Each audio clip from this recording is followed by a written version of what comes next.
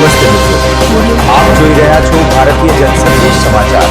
હું છું દિનેશ કુમાર બાબરિયા, ભાવનગર। અમદાવાદ નિકોલ ખાતે દલિત સંમેલનનું આયોજન કરેલ।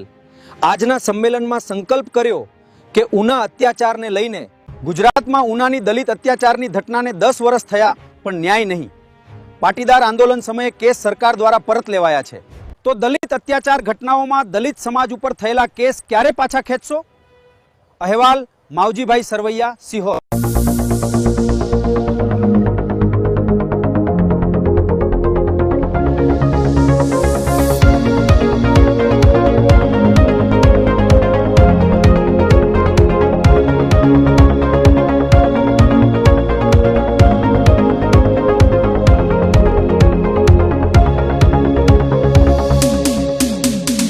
આવો સમાજમાં, ગુજરાતમાં, દેશમાં, સમાજમાં અને સત્તાના સ્થાન પર બેઠેલા માણસો સુધી મેસેજ જાય એટલા માટે 33 લોકો ઝેર પીવા મજબૂર બન્યા।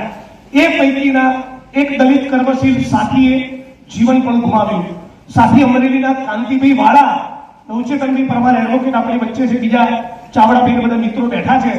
ઘણા બધા લોકોએ સંપૂર્ણ એક ખોટા કેસમાં 302 ના આરોપી તરીકે કાંતિભાઈ વાળા વગેરે મિત્રો લગભગ 7 વર્ષ 6-7 વર્ષથી વધારે સમય એમણે સાવ ખોટા કેસમાં, જેમનો બિલકુલ વાંક નહીં એવા કેસમાં 7 વર્ષ એ અમરેલીની જેલમાં રહેવું પડ્યું। એવા અનેક મિત્રોના એવા અનેક યોગદાન હશે કે ઉનાના આ આંદોલનનો ચહેરો હોવા છતાં હું જાણતો ન હોઉં, એમને અંગત રીતે મળ્યો હોઉં, મને કોઈ મદદ માટે આવ્યા ના હોય, મારી જોડે સેલ્ફી લેવા આવ્યા ના હોય, પણ છતાં એવા અનેક મિત્રોનું આ આંદોલનમાં યોગદાન રહેલું છે।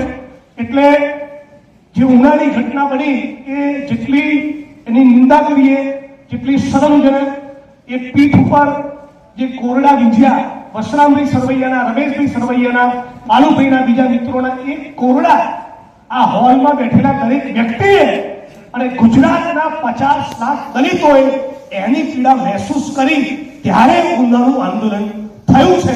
અને આ પ્રસંગે તમિલનાડુના, આંધ્રપ્રદેશના, રાજસ્થાનના, મહારાષ્ટ્રના, મધ્યપ્રદેશના, પંજાબના, ઓરિસ્સા, આસામના, કેરળના અનેક દલિત એક્ટિવિસ્ટો, કર્મશીલો, એનજીઓ, સામાજિક સંસ્થાના માણસો, લેફ્ટના માણસો, ગાંધીયન, સોશિયલિસ્ટ, વિવિધ રાજકીય પક્ષોના માણસો બધાએ ઉનાના પીડિત પરિવારની મુલાકાત લીધી। માયાવતીજીએ મુલાકાત લીધી, રાહુલજીએ મુલાકાત લીધી, ડીકે રાજાએ મુલાકાત લીધી, ડી રાજાએ મુલાકાત લીધી। આવા બધા જ પરિબળોના કારણે ઉનાની ઘટના એની નોંધ ગુજરાતમાં, દેશમાં અને વૈશ્વિક સ્તરે લેવાવી। મને બરાબર યાદ છે જ્યારે અમદાવાદથી ઉના 400 કિલોમીટર યાત્રા લઈને નીકળ્યા હતા ત્યારે કેટલાક લોકો ઓસ્ટ્રેલિયામાં, કેટલાક લોકો અમેરિકામાં, કેટલાક લોકો લંડનમાં જુદા જુદા સ્થળોએ બાબા સાહેબના સ્ટેચ્યુની બહાર ઉભા રહીને હાથમાં બેનર લઈને ઉભા હતા કે વી સપોર્ટ ઉના માર્ચ।